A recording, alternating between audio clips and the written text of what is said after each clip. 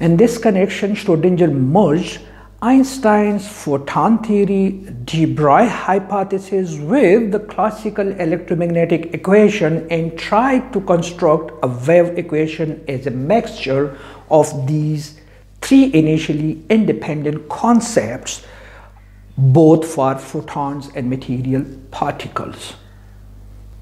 In his first attempt for deriving a wave equation for material particles, Schrodinger remained unsuccessful in his first attempt due to an unphysical result of his formulation.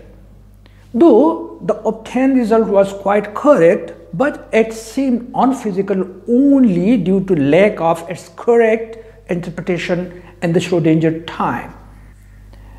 Nevertheless, his first attempt armed him with the tools necessary for constructing the fundamental equation for building the new theory of quantum mechanics.